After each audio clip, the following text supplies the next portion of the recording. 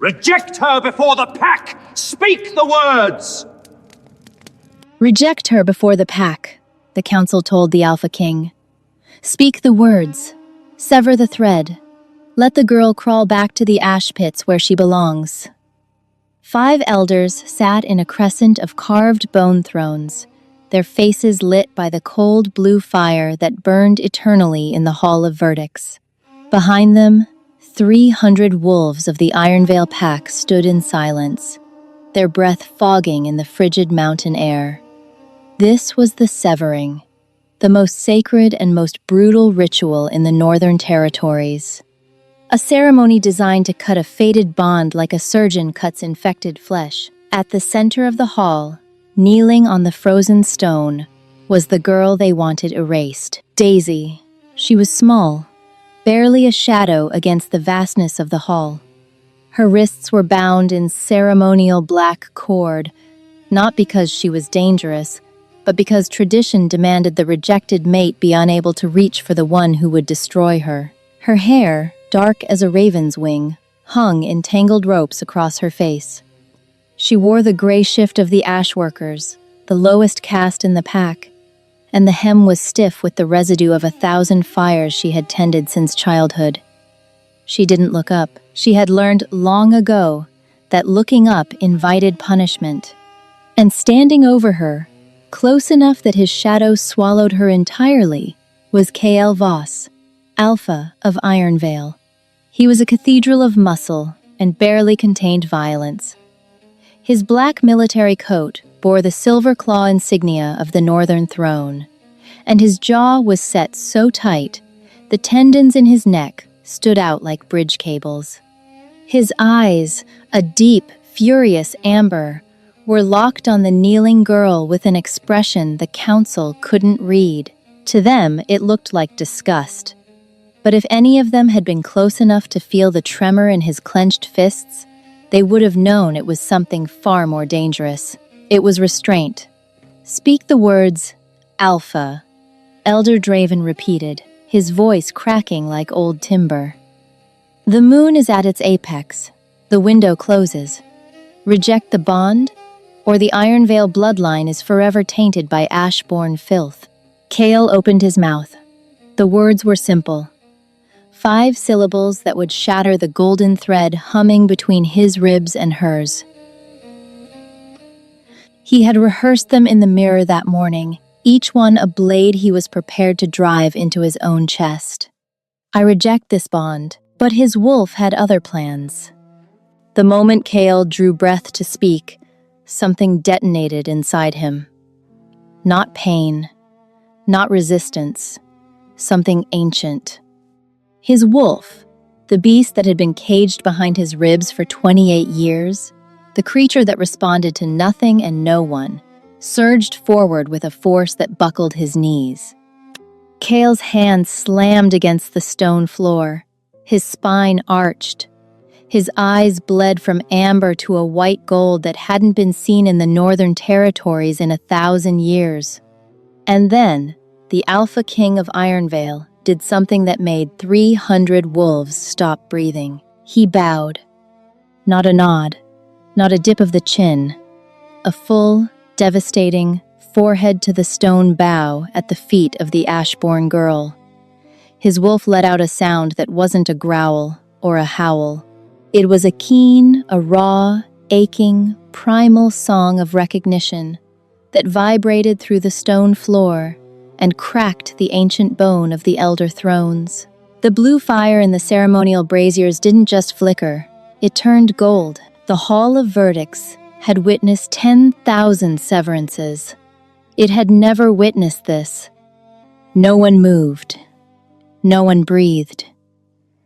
And the girl on the floor, the one they wanted to erase, slowly lifted her head. Her eyes met the Alpha's, and for a single shattering heartbeat, the world narrowed to 2 people and a thread of gold light that pulsed between them like a second sun. Elder Draven's staff clattered to the floor. Impossible, he whispered. The ash pit sat beneath the palace like a buried wound, 3 levels below the kitchens. where the air was so thick with char and heat that new workers fainted within the first hour. The pits were where the pack sent the ones it wanted to forget: the debtors, the orphaned, the cursed. Daisy had been delivered to the pits at age 7, the night her mother's body was found at the base of the eastern cliffs. They called it a fall. Daisy knew it was a push. She had seen the handprint bruises on her mother's arms that morning, bruises shaped like the thick fingers of a man who wore an elder's ring. But orphans don't get investigations. They get numbers. Hers was 309. For 12 years, 309 had shoveled ash from the great furnaces that heated the palace above. The furnaces burned a black mineral called ember root, and its ash was toxic, a fine silver dust that settled into the lungs, the joints, and eventually the marrow. The other ash workers called the sickness the gray fade. It started with a cough. Then the joints swelled. Then the fingers curled into permanent claws. Then, one morning, a worker simply didn't wake up. Daisy's hands were already showing the signs. Her knuckles were swollen and hot, the skin cracked into a web of tiny fissures that bled when she made a fist. She was 19, but her hands belonged to an old woman. At night, she wrapped them in damp rags, soaked in cold water, and bit down on a leather strap to keep from crying. The overseer of the pits was a thin, reptilian man named Harsk, who wore a chain of small iron keys around his neck that clinked with every step like a wind chime made of bones. Harsk didn't shout. He whispered. That was worse. He would lean close, his breath sour with fermented grain, and speak directly into the ear of whatever girl had displeased him. You exist because I allow it. 309, he had told her that very morning, his lips close enough to graze her ear. The council doesn't know your name. The alpha doesn't know you breathe. You are a function. Shovel the ash, feed the fire, disappear. But there was something Harsk didn't know, something no one in the Ironvale pack knew. Deep inside Daisy's chest, in the place where a wolf should have howled, there was not silence. There was a wall, thick, black, impenetrable, like a door sealed with molten iron. Behind that door, something breathed, something waited. It had been waiting since the night her mother fell from the cliffs, since the moment a 7-year-old girl had screamed so hard her wolf retreated behind a fortress of grief and locked itself inside. Daisy didn't know her wolf was alive. She believed what they told her, that she was wolfless, spiritless, a hollow vessel. But the wall had a crack, and it had been growing wider for weeks, ever since the Alpha King had returned from the border wars and his scent, iron, pine, and something electric, had drifted down through the palace vents and into the ash pits, like a whisper meant only for her. The choosing had been a spectacle of silk and ambition. 3 daughters of the allied packs had been presented on the dais like jeweled weapons, each one engineered from birth to become a Luna. Alara of the Silver Peak wore white fur trimmed with moonstones. Vesta of the Thornwood was draped in crimson, her lips painted to match. Isolde of the Blackmere wore nothing but sheer black gossamer, and a smile that promised wars fought in bedsheets. The council had spent months negotiating. The alliance hinged on Kael choosing one of the 3. Ironvale needed Silver Peak's silver mines, Thornwood's infantry, and Blackmere's naval fleet. A political mating would cement the coalition that had kept the southern rogues at bay for decades. But when Kael walked into the Hall of Verdicts that evening, flanked by his sentinels and his bonded war beast, a massive black wolfhound named Irsa, who stood hip-height and moved like liquid shadow, he didn't smell jasmine or rose oil or the expensive musk of noble she-wolves. He smelled rain on hot stone. He smelled crushed juniper berries and wood smoke, and something underneath it all, something ancient and luminous, like the scent of the first snowfall on sacred ground. His wolf, dormant for years, slammed against his ribs so hard he stumbled. "Alpha?" His second-in-command, Brennan, had murmured, steadying him. "Are you—" The scent, Kale had growled through clenched teeth. "Where is it coming from?" It wasn't coming from the dais. It was coming from below. He had followed it like a man possessed, walking past the three princesses without a glance, past the horrified council, past the gasping crowd, down the servants' corridor, and through a heavy iron door that led to the ash workers' passage.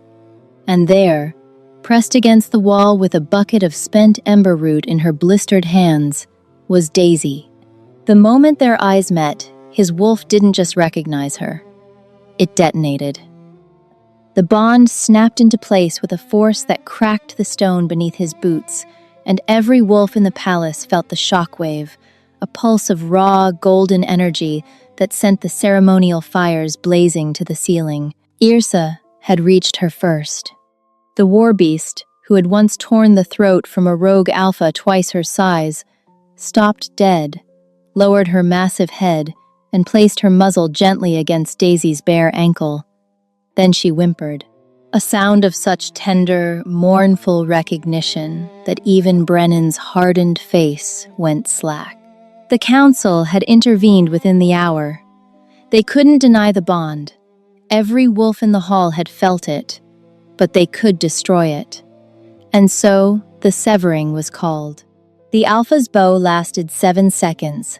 7 seconds that rewrote the political architecture of the Northern Territories. When Kale finally lifted his head from the stone floor, his eyes were still burning white gold, and his voice, when it came, was not entirely human. "My wolf does not bow," he said, the words reverberating with a harmonic undertone that made the elder matrons clutch their armrests. "He has never submitted. Not to my father, not to the council, not to the moon herself. But he bows to her." He rose to his full height and turned to face the crescent of bone thrones. "You asked me to reject the bond. I opened my mouth to speak the words. And my wolf, for the first time in 1,000 years of Ironvale lineage, performed the yield, the ancient submission. The one the old texts say occurs only when an alpha's wolf recognizes not just a mate, but a sovereign. The silence was absolute.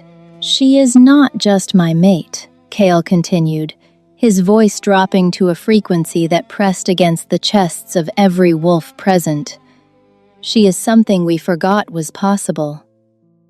Elder Draven recovered first.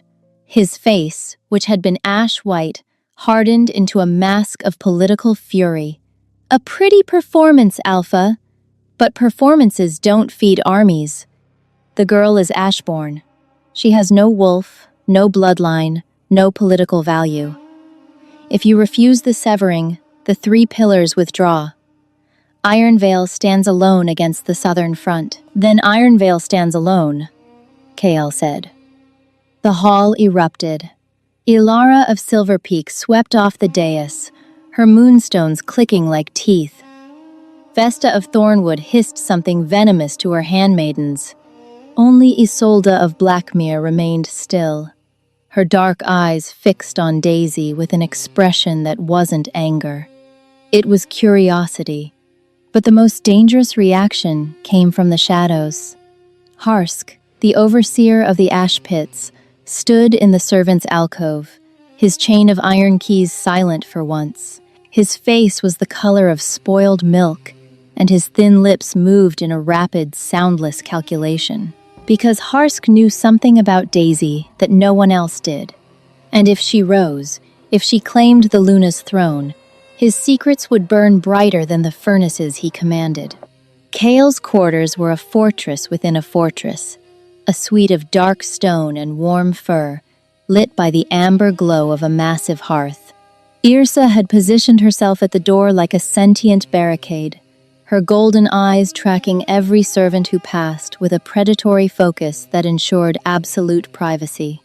Daisy stood just inside the threshold, unable to move. The contrast between this room and the ash pits was so extreme it felt like a hallucination. The air was warm and clean. The floor was covered in thick pelts that cushioned her bare, blistered feet. There was a bed, an actual bed with furs and pillows, and the sight of it made her chest tighten with a grief she couldn't name. "Sit," Kale said, gesturing to a chair by the fire. "I should go back," she whispered, the old reflex rising like bile. Harsk will never speak your number again." Kale's voice was quiet, but the temperature in the room dropped 2 degrees. "Show me your hands." She hesitated, then held them out. In the firelight, the damage was brutal.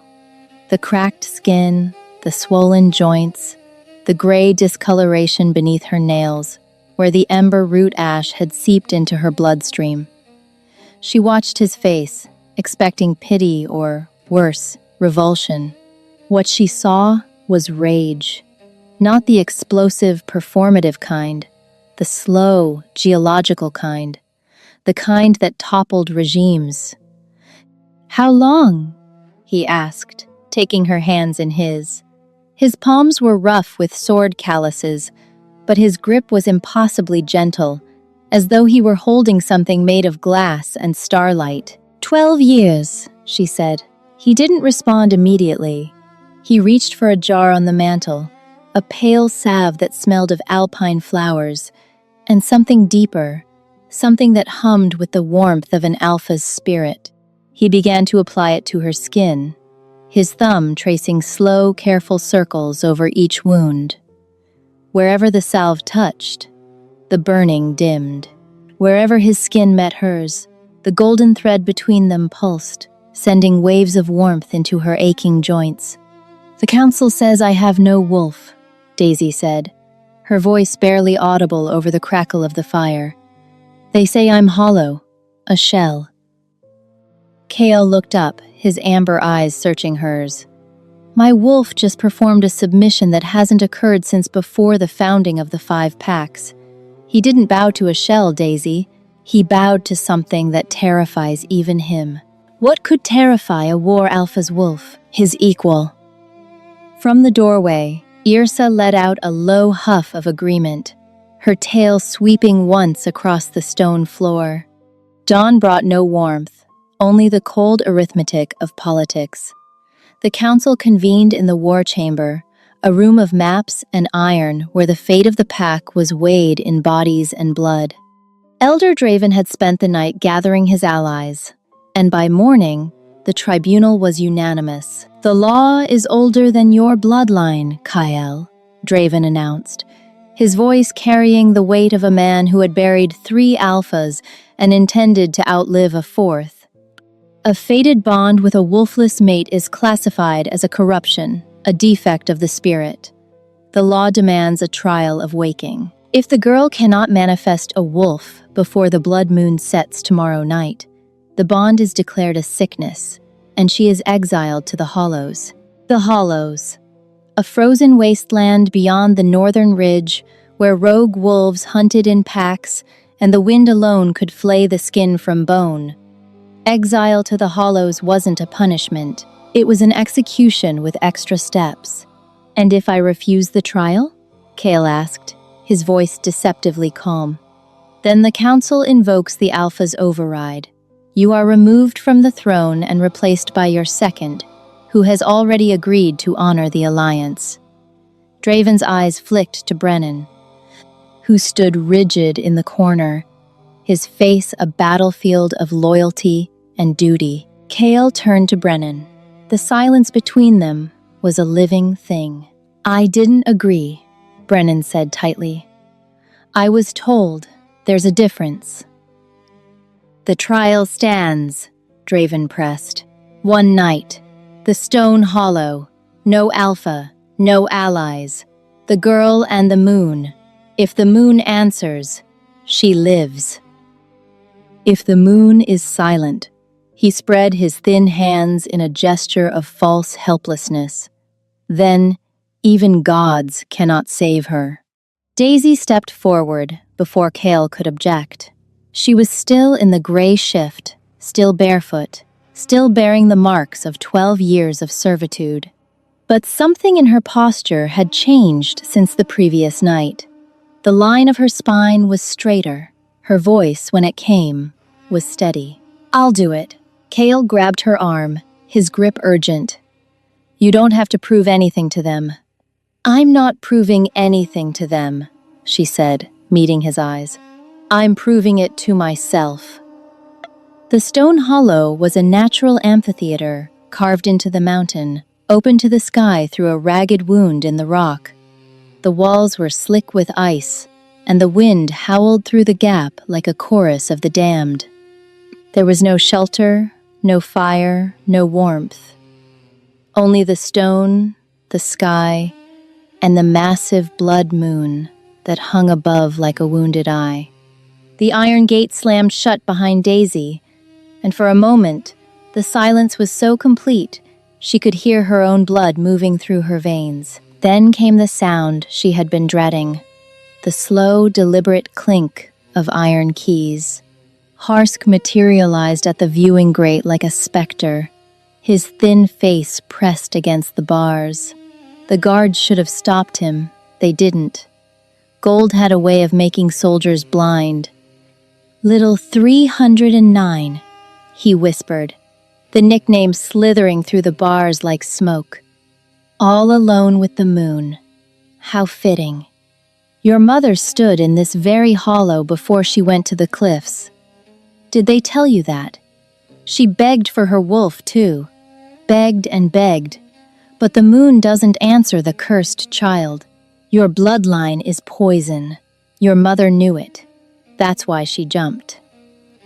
The words hit Daisy like physical blows. Her knees buckled, and she caught herself against the frozen wall, her breath coming in short, ragged bursts. The wall inside her chest, the one that caged her wolf, didn't crack. It thickened. Grief was a master mason, and Harsk knew exactly which bricks to lay. "She didn't jump," Daisy choked, but the words were thin, translucent things. "Oh, but she did," Harsk continued, his voice a silken poison. "After I showed her the proof. You see, 309, your mother was mated to an elder once. A powerful man who made the mistake of bonding with a woman whose bloodline carried the pale corruption. When the council discovered it, they ordered the bond destroyed. Your mother was supposed to be exiled, but the elder, sentimental fool, hid her in the lower quarters. When I found her, I gave her a choice. The hollows or the cliffs. She chose the cliffs. Quicker that way." The temperature in the hollow plummeted. Daisy's fingers were blue, her body shaking, but the cold she felt had nothing to do with the wind. It was the cold of a truth she had always known, but never been able to touch. "You killed her," Daisy whispered. "I gave her options," Harsk corrected, adjusting his chain of keys with a delicate clink. "Just as I'm giving you one now." When the sun rises and you haven't shifted, the council takes you to the hollows. But I can arrange an accident before dawn. Quicker, cleaner, like mother, like... A sound shattered the night. Not a howl, a roar.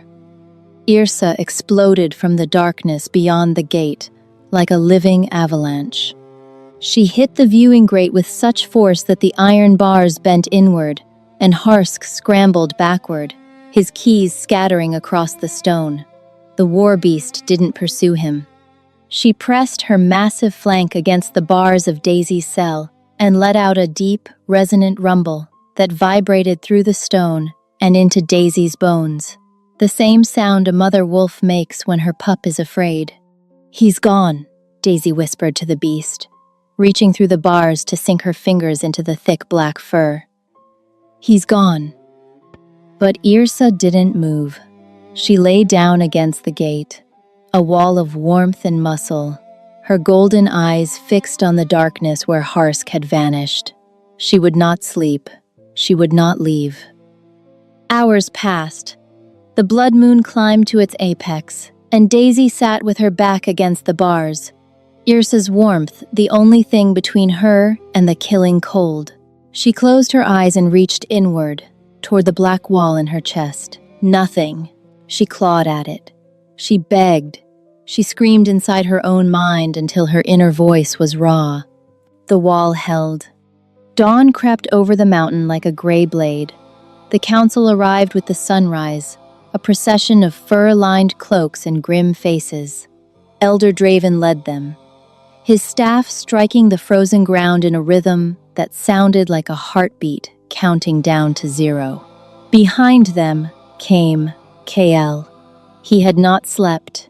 His eyes were rimmed red, and the cords of muscle in his forearms were taut from a night spent gripping the arms of his throne, forbidden by the council's decree from going to her. When he saw Daisy curled against the bars, her lips blue and her gray shift frosted with ice, his wolf howled inside him so loudly that every wolf in the procession flinched. "The blood moon has set," Draven announced.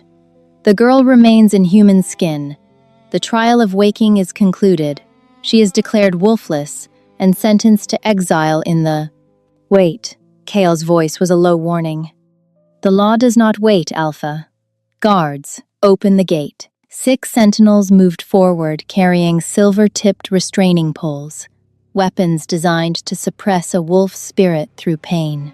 2 of them leveled their poles at Yrsa, who rose with a snarl that echoed off the hollow walls. The first pole caught her in the shoulder, the silver tip sizzling against her fur. The war beast roared, her physical form shuddering as the poison bit into her muscle. "No!"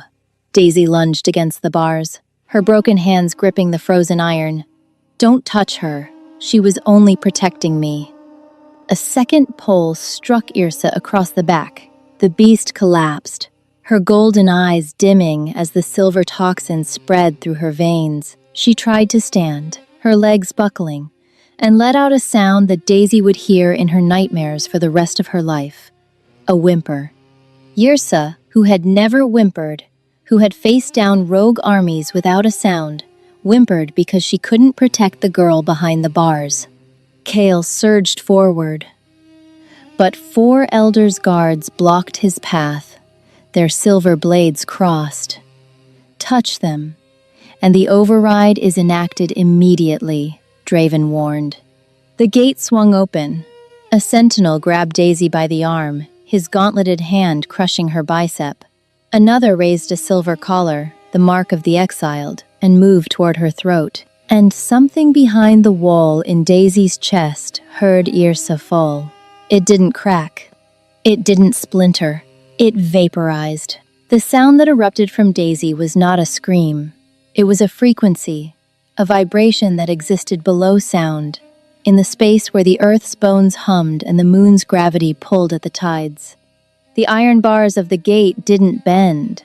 They dissolved, turning to fine silver dust that hung in the air like suspended snow. The sentinel holding her arm was thrown 20 feet across the hollow, his silver collar melting in his hands. The transformation was not the fluid, graceful shift of a trained wolf. It was a cataclysm. Daisy's body arched, light pouring from the cracks in her skin like magma through fissures in the earth. Her bones didn't just reshape. They sang, a harmonic resonance that shattered every piece of silver in the hollow, the poles, the blades, the buckles on the guard's armor, all of it, reduced to liquid in an instant. When the light cleared, the Ashborn girl was gone. In her place stood a wolf that made the 300 witnesses forget how to breathe.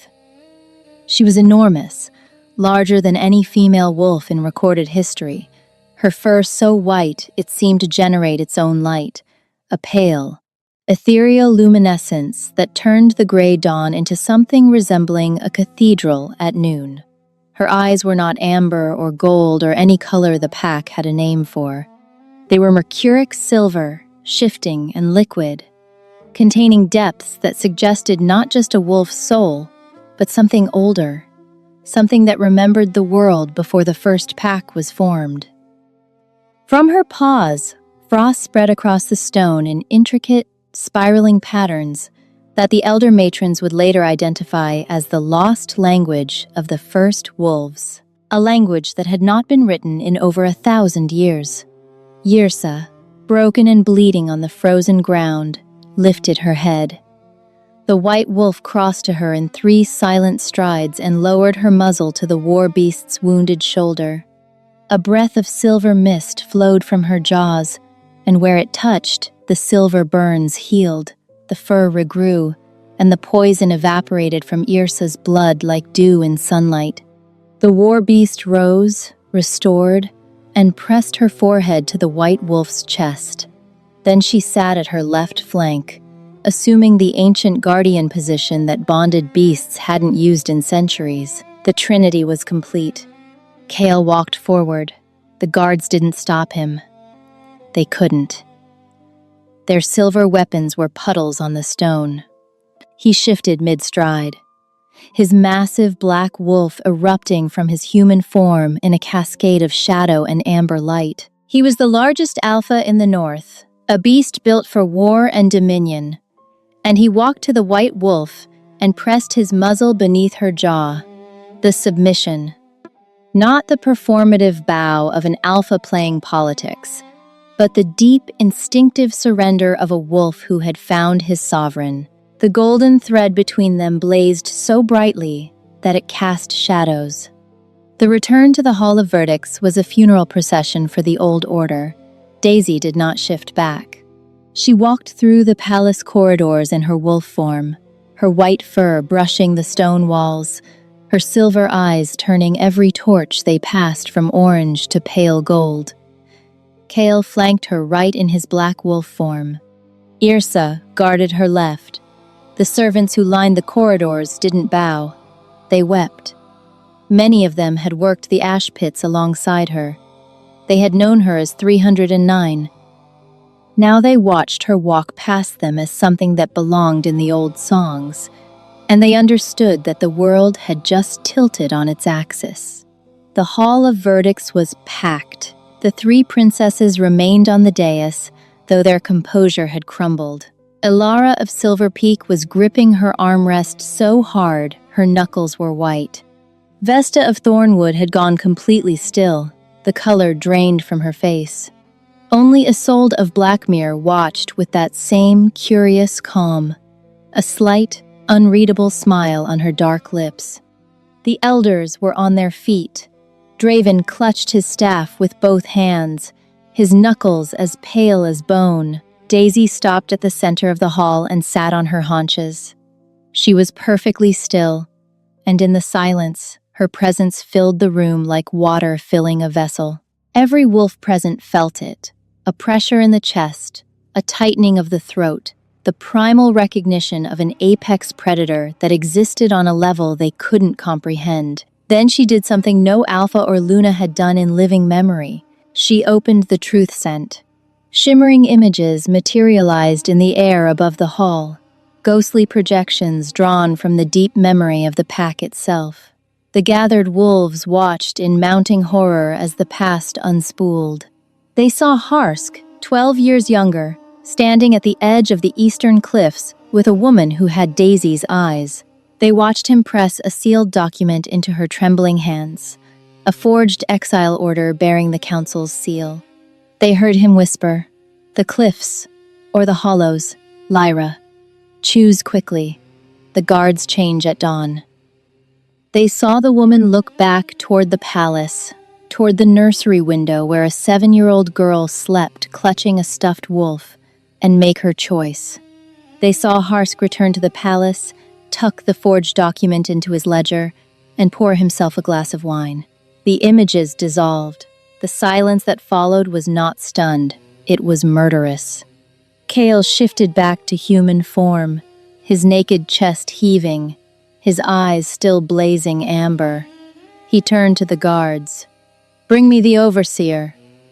Harsk was found in the ash pits, trying to burn his ledger in the same furnaces where he had worked children to death for 2 decades. He was dragged into the hall by Brennan himself, who held the overseer by the scruff of his neck like a disobedient pup. Kale didn't speak to Harsk. He didn't need to. The truth scent had already pronounced the verdict. Instead, he turned to Elder Draven. Your law demanded she prove herself. She has. Your law demanded the moon answer. It did. Now my law demands something in return. He stepped onto the dais. The ash pits are closed. Permanently. Every worker is freed and given full pack status, housing, and medical treatment for the Grey Fade. The overseer system is abolished. His eyes swept the crescent of bone thrones. And any elder who participated in or concealed the death of Lyra Ashvane will step forward now or be found by the truth scent later.